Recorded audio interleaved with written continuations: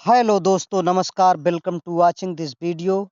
हमें उम्मीद है आप स्वस्थ होंगे, मस्त होंगे। आपकी पढ़ाई लिखाई एकदम बेहतरीन चल रही होगी। हम जैसे कि जंतु विज्ञान के अंतर्गत पाचन तंत्र, डाइजेस्टिव सिस्टम बता रहे थे। जंतु विज्ञान के अंतर्गत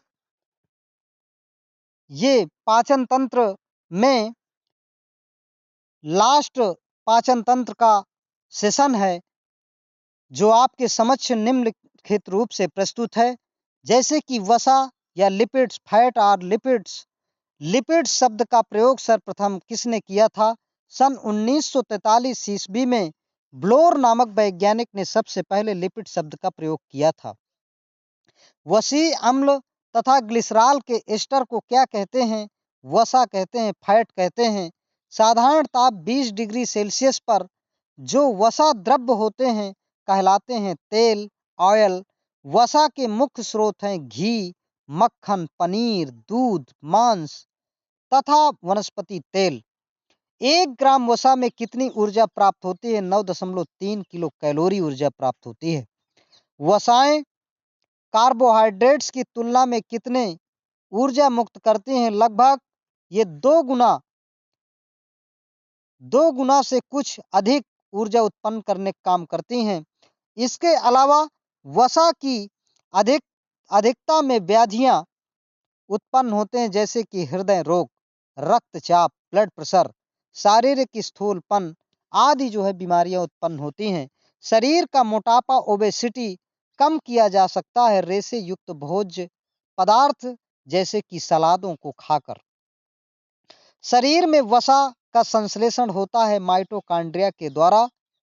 वसा की कमी से होता है त्वचा रूखी हो जाना, शरीर में के भार में कमी का आ जाना। वसा के प्रमुख कार्य हैं शरीर को ऊर्जा प्रदान करना। लगभग 20 से 30% तक शरीर को ऊर्जा प्रदान करने का काम वसा करती है। मानव में अनिवार्य वसीय अम्ल है लाइनोलिक तथा लाइनोलिनिक। मानव में सबसे अनिवार्य वसीय अम्ल है लाइनोलिक अम्ल। वसीय अम्लों के परमाणु में क्रियात्मक समूह होते हैं CH3 तथा COOH। जो तेल सूखते नहीं, उनमें किस वसीय अम्ल की मात्रा अधिक होती है? ओलिक अम्ल की, ऑयलिक अम्ल की। वसाएं कौन कौन से कार्य करती हैं? ऊर्जा उत्पादन, शरीर के निश्चित ताप को बनाए रखना, कोशिका कला का निर्माण करना आदि। इसके पश्चात जैसे कि जो तेल जमने वाले होते हैं, उनमें किन वसीय अम्लों की मात्रा अधिक होती है? लिनोलिक तथा लिनोलिनिक असंतृप्त अम्लों की। मानव को कैसी वसा का सेवन करना चाहिए? असंतृप्त वसीय अम्लों से युक्त पादप वसाओं का। कार्बोहाइड्रेट, जैसे कि कार्बोहाइड्रेट अब नेक्स्ट जो है, इसमें जैसे भोज्य पदार्थ का अवयव है कार्बोहाइड्रेट, जो मुख्य है। कार्बोहाइड्रेट ये शरीर में ऊर्जा उत्पादन के लिए मुख्य पोषक पदार्थ होता है। कार्बोहाइड्रेट किन किन तत्वों के बने होते हैं? कार्बन, हाइड्रोजन और ऑक्सीजन का 1:2:1 के अनुपात में ये बने होते हैं। इसके बाद कार्बोहाइड्रेट होते हैं पॉलीसैकेराइड, एल्डिहाइड तथा अथवा कीटोन होते हैं। कार्बोहाइड्रेट हमारे शरीर का भाग बनाते हैं लगभग 1%। कार्बोहाइड्रेट्स कितने प्रकार के होते हैं? 3 प्रकार के, मोनोसैकेराइड, डाइसैकेराइड्स और पॉलीसैकेराइड। शरीर में कार्बोहाइड्रेट्स के द्वारा ऊर्जा की आपूर्ति होती है 50 से 70%। 1 ग्राम ग्लूकोज के पूर्ण ऑक्सीकरण के बाद ऊर्जा निकलती है 4.4 किलो कैलोरी से 17 किलो जूल तक या 17 किलो जूल तक। फिर इसके बाद कार्बोहाइड्रेट के मुख्य स्रोत कौन कौन से हैं?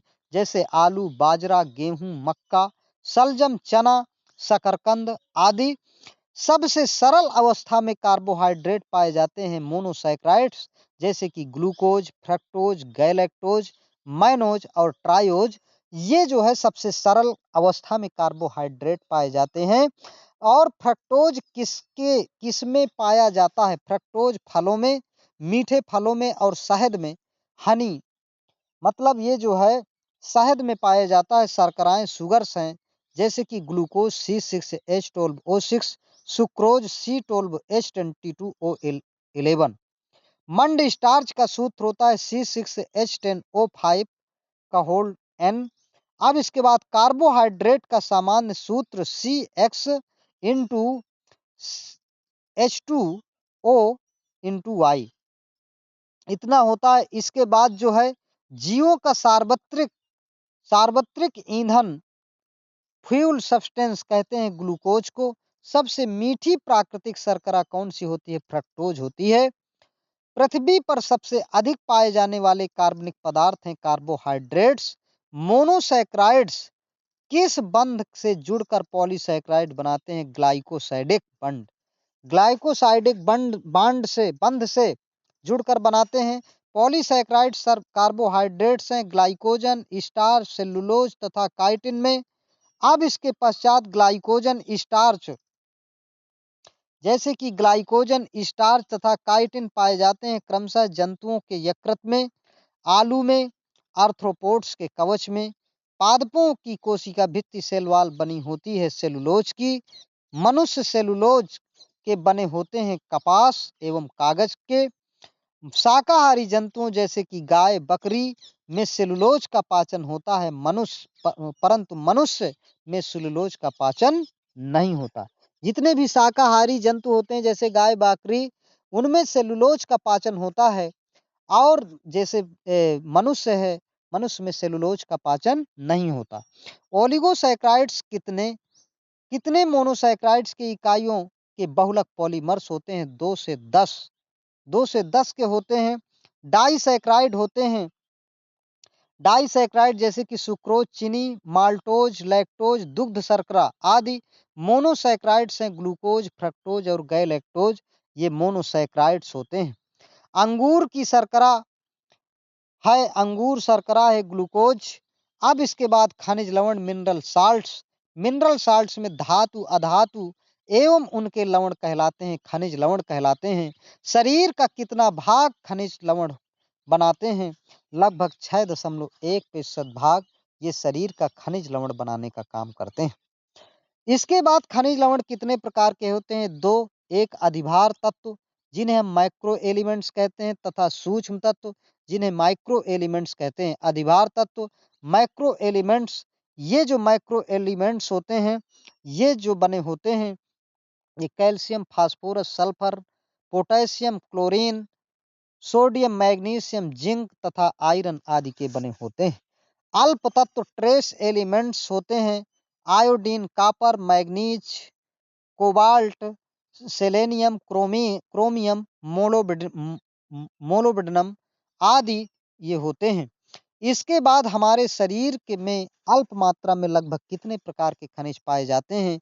ये भी 20 प्रकार के खनिज पदार्थ पाए जाते हैं, खनिज लवण पाए जाते हैं। हमारे शरीर में जिन तत्वों की अधिक मात्रा में आवश्यकता होती है उन्हें कहते हैं अधिभार या बृहत तत्व या माइक्रो एलिमेंट्स कहते हैं। हमारे शरीर में जिन तत्वों की अल्प मात्रा में आवश्यकता होती है उन्हें कहते हैं सूक्ष्म मात्रिक, माइक्रोन्यूट्रिएंट्स कहते हैं। आयरन की कमी से कौन सा रोग होता है? रक्ताल्पता, एनीमिया। आयोडीन की कमी से कौन सा रोग होता है? घेंगा ग्वाइटर रोग होता है, जिसे गलगंड रोग भी कहते हैं। फिर इसके बाद अस्थि, बोन एवं दांत, टीथ के निर्माण के लिए आवश्यक है फास्फोरस और कैल्शियम। कैल्शियम की कमी से कौन सा रोग होता है? टिटनेस एवं सूखा रोग कैल्शियम की कमी से होता है। हीमोग्लोबिन प्रोटीन के का निर्माण में सहायक है। आयरन, पोटेशियम की कमी से कौन सा रोग होता है? अंगघात, पैरालिसिस तथा तंत्रिका तंत्र संबंधी रोग होते हैं। सोडियम की कमी से क्या होता है? सोडियम की कमी से मानसिक तनाव, असामान्य पेशी संकुचन होता है। आयरन के मुख्य स्रोत हैं जैसे पालक, बाजरा, अंडा, अमरूद, वृक्क, किडनी, यकृत आदि जो है आयरन के मुख्य स्रोत हैं। सोडियम का मुख्य स्रोत है जैसे अंडा, दूध, मांस, मछली, नमक आदि ये जो है सोडियम के स्रोत हैं। आयोडीन के मुख्य स्रोत कौन कौन से हैं? आयोडीन हमें प्याज से मिलती है, समुद्री मछली से मिलती है, पानी से मिलता है तथा समुद्री भोजन से मिलता है आयोडीन। और इसके बाद थायरॉक्सिन हार्मोन, जो थायरॉक्सिन हार्मोन की के लिए आवश्यक है। आयोडीन फास्फोरस के मुख्य स्रोत हैं अनाज, अंडा, दूध तथा हरी पत्तेदार सब्जियां। इनसे हमें फास्फोरस प्राप्त हो जाता है। सेब में किस पोषक तत्व की मात्रा अधिक होती है? आयरन की अधिक होती है। फिर इसके बाद गर्भवती स्त्रियों में प्रायः किस चीज की कमी होती है? कैल्शियम की कमी हो जाती है, आयरन की कमी हो जाती है। सब्जियों में सबसे अधिक कौन सा तत्व पाया जाता है? सबसे अधिक आयरन पाया जाता है। कौन सा तत्व पौधों के लिए सूक्ष्म पोषक तत्व का काम करता है? बोरान। इसमें जो है सबसे महत्वपूर्ण बोरान काम करता है। इसके अलावा हमारे शरीर में अम्लीयता एवं क्षारीयता के बीच को संतुलन बनाए रखता है, वह है फास्फोरस।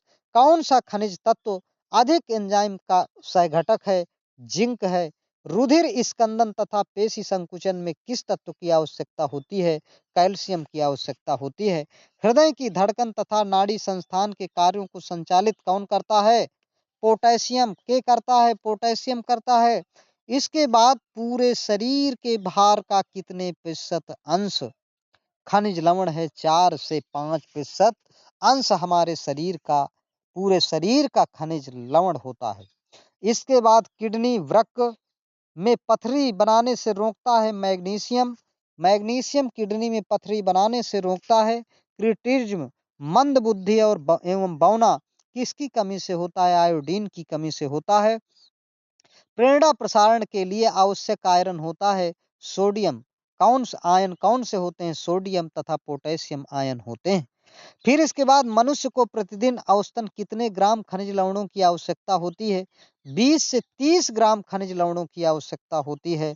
पोटेशियम का स्रोत कौन सा है? खजूर और आलू तथा केला से हम पोटेशियम प्राप्त करते हैं। फास्फोरस का अवयव कौन सा है? ये phospholipid, ATP adenosine triphosphate, nucleic acid, DNA deoxy ribo nucleic acid, RNA ribo nucleic acid आदि ये फास्फोरस के अवयव होते हैं। मोलिब्डेनम, मोलिब्डेनम किससे के स्रोत हैं? अनाज, फलियां तथा कुछ सब्जियां मोलिब्डेनम के स्रोत हैं।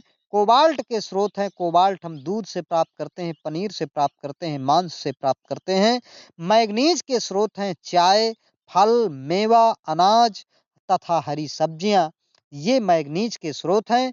फ्लोरीन के स्रोत हैं पीने वाला जल, चाय, समुद्री भोजन, ये फ्लोरीन के स्रोत हैं। सेलेनियम के स्रोत हैं मांस, अनाज, अंडे तथा समुद्री भोजन, ये सेलेनियम के स्रोत हैं।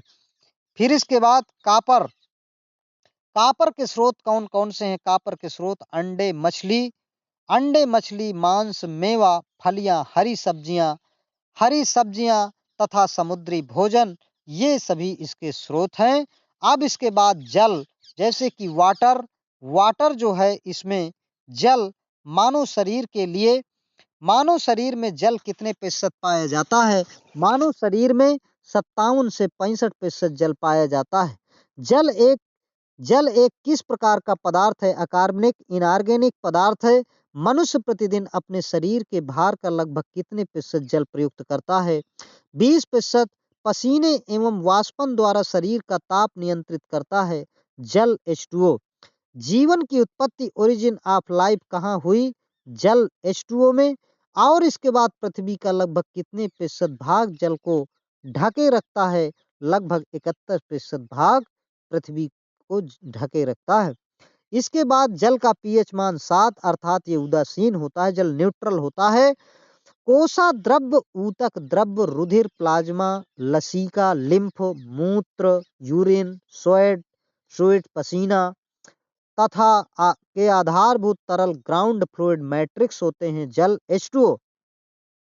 इसके बाद प्रकृति का सबसे उत्तम विलायक सॉल्वेंट है जल H2O।